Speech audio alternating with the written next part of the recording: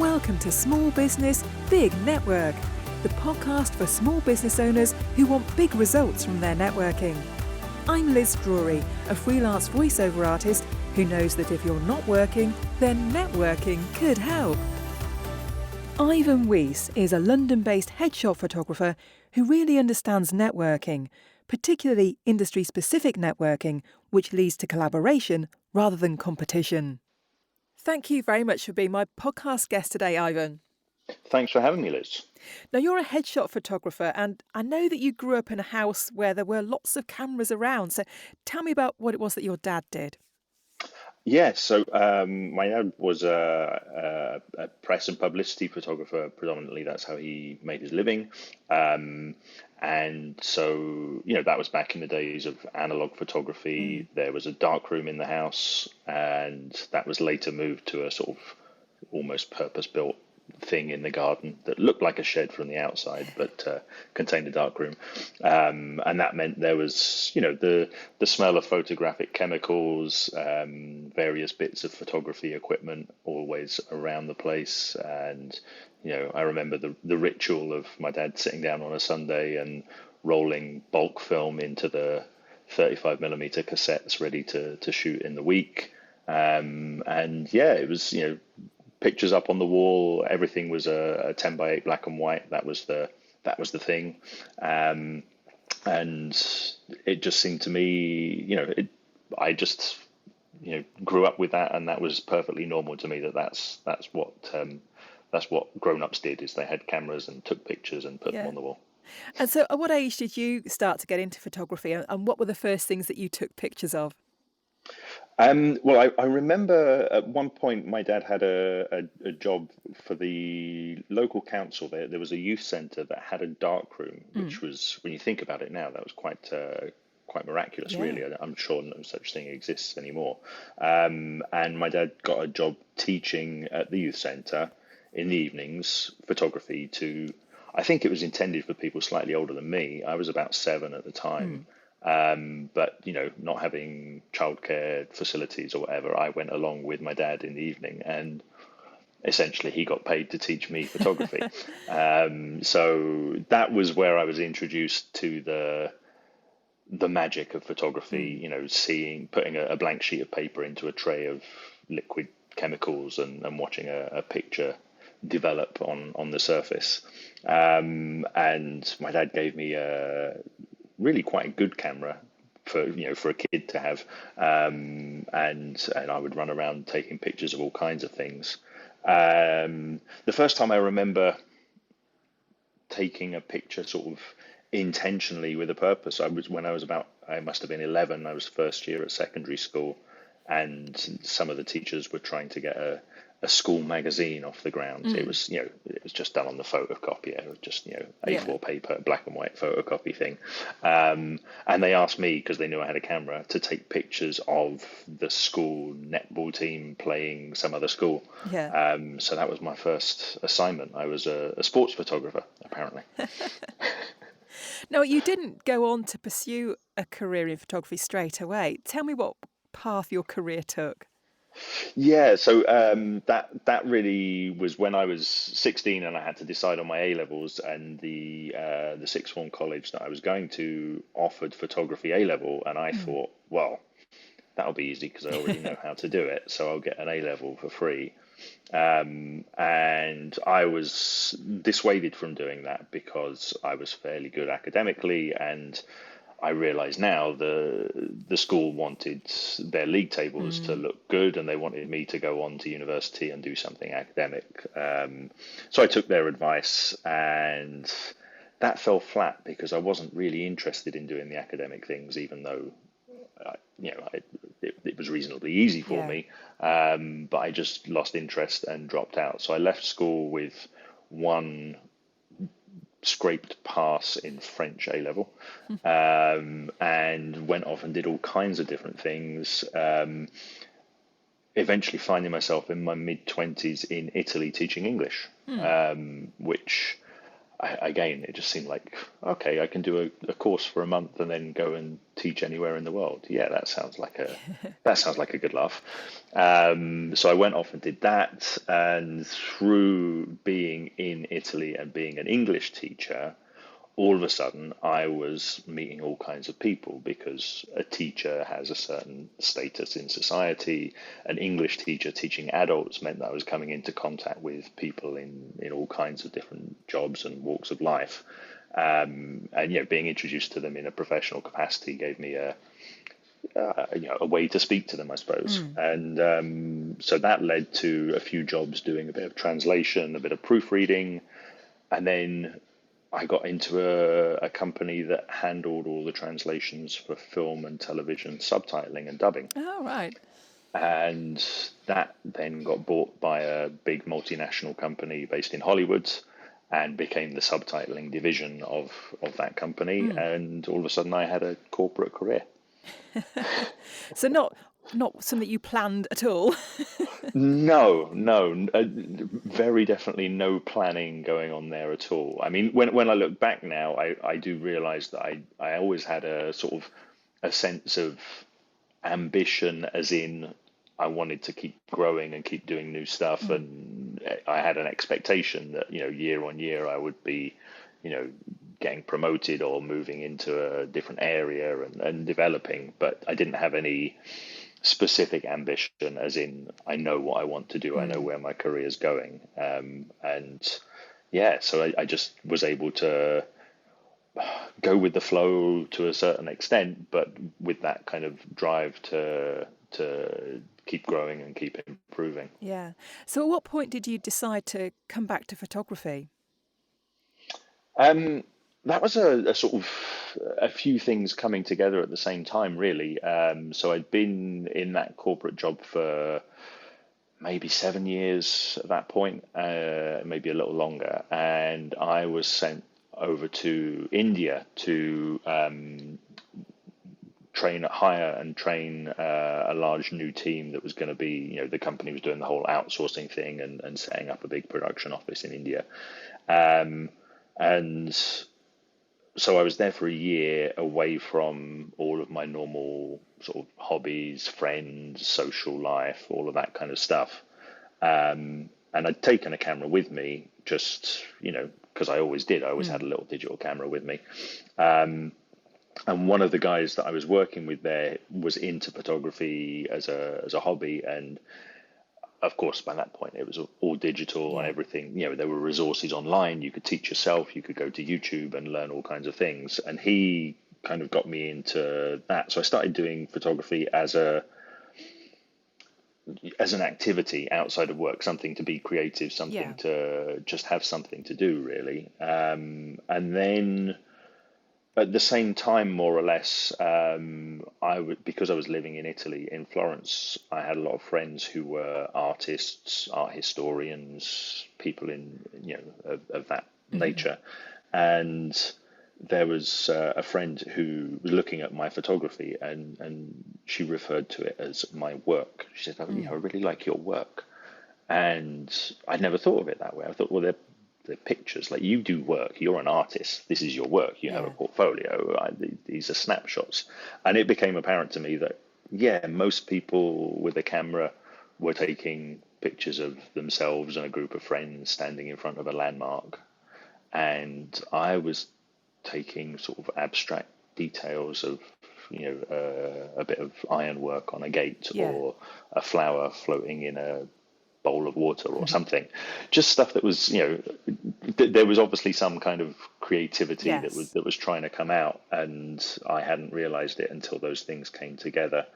And that was where it sort of started, really. I was like, oh yeah, maybe I am a photographer. Maybe that's what I should be doing. And how easy did you find it to actually set this up as a proper business? Well, I mean, it was easy to set up. I mean, as I just said, okay, I'm a photographer, I probably need a website. So I got a website. What was difficult was making the leap to doing that full time. So I held on to the day job for a very long time and kept photography as a sideline, I took the decision very early that I wanted to do it professionally, as in, I wasn't going to give it away. I wanted to get paid, but I wasn't reliant on the money. That was more just a way of being, I don't know, measuring whether what I was doing had any value. Will people pay me for this? But it didn't generate an income. I mean, it made a loss for years while it was a sideline, but that was fine. It was just a hobby that I occasionally got paid for. But technically, it was a business. I was submitting a tax return and all that kind of stuff. So it wasn't until things kind of became unbearable, with the day job, that I finally decided to give it a go as a full-time thing. And what was it that made you focus on headshots specifically? Well, that was a process of narrowing things down. I think a lot of photographers go through this. At first you just, the joy of making pictures. You'll go and take pictures of anything, and I tried all different things. I'd done a bit of landscape photography, a bit of wildlife photography, a bit of street photography, all of these things. And I started to realize that what I enjoyed most was lighting, as in I enjoyed really, rather than just documenting what was in front of me or finding a different angle on what was in front of me, I wanted to create from scratch. So that kind of put me into being a studio photographer. And somewhat late in life, I think through my previous career, I discovered that I actually quite like people. I wasn't aware of that beforehand. I thought I was. I mean, I am an introvert, but I do like people, and that sort of seemed to answer all those questions. It's like, well, yeah, there's the endless source of creativity. Each person that comes in is unique and different, so each picture is going to be unique and different. Even if I'm photographing them in the same environment with the same equipment, the same focal length and the same light and all those kind of things. So that seemed to be, the way to go, really. Why do you think it is that so many people hate having their photograph taken?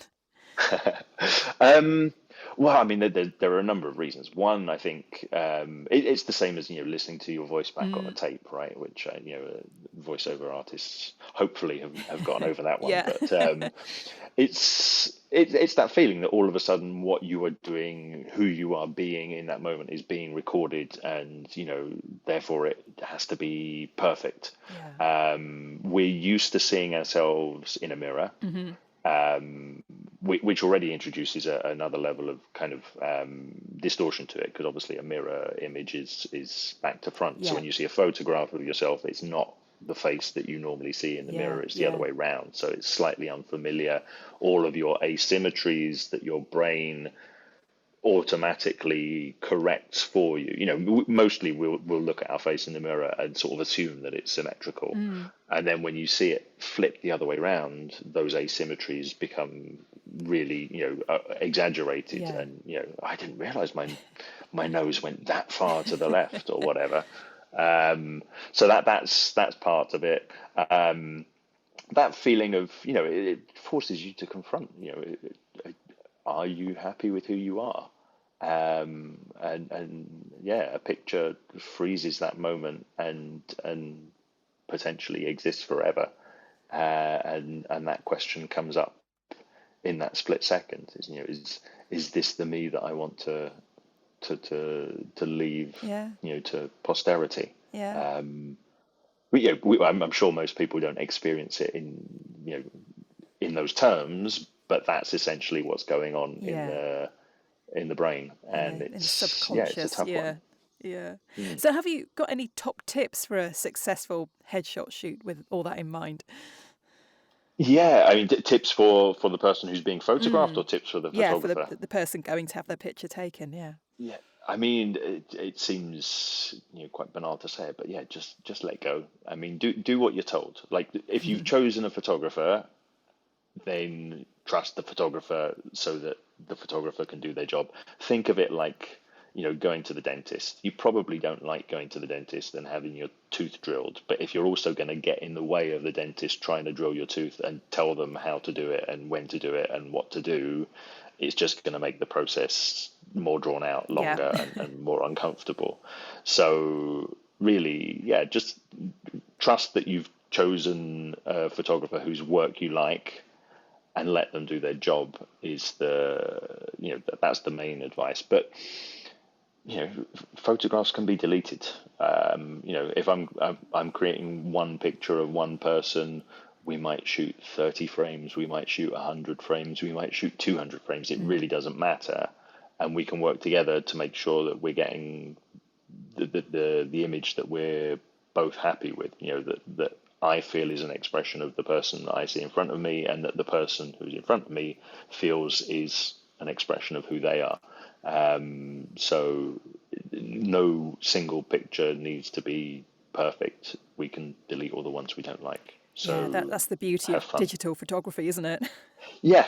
I mean, it was true as well of analog photography. It was just more expensive. That's Yes. all. The real advantage with digital is you can see it straight away. So I make a point of having the camera always connected to a large monitor, so there's none of that doubt in the sitter's mind of what's happening here. How does this look to the external observer? They can see the picture come up within a second of me pressing the shutter, and that means that we can quite quickly build that sort of instant feedback loop, and based on their reactions to the pictures that they're seeing, I might change things, make the lighting darker or lighter, more moody, whatever it is, based on how I see they're reacting to the images that we're capturing.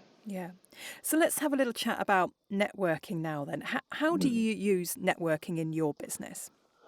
I mean, I think it's fundamental. So that there is, for me, I'd say there are two different kinds of networking. If I had to split them up, probably three really. If I split them up, so there's networking with other photographers, and that's not me looking for potential clients. That's me creating a network of people who do a similar job or have similar experiences to me. And some of that is about connecting with people who are, maybe a few years ahead of me, maybe a few decades ahead of me in terms of their careers, and being able to benefit from their experience. Some of it is connecting with people who are a few years or a few decades behind me, and being able to give them the benefit of my experience. One of the biggest things that I found hit me when I started to network with other photographers was I could look at people and say, well, that guy did this thing last year that I want to do. So it is possible. It has been done. This is not a pipe dream. And maybe I could shoot him an email and see if we can have a quick call so I can ask him how he did it, maybe. And that kind of, that access to information, I suppose, is invaluable.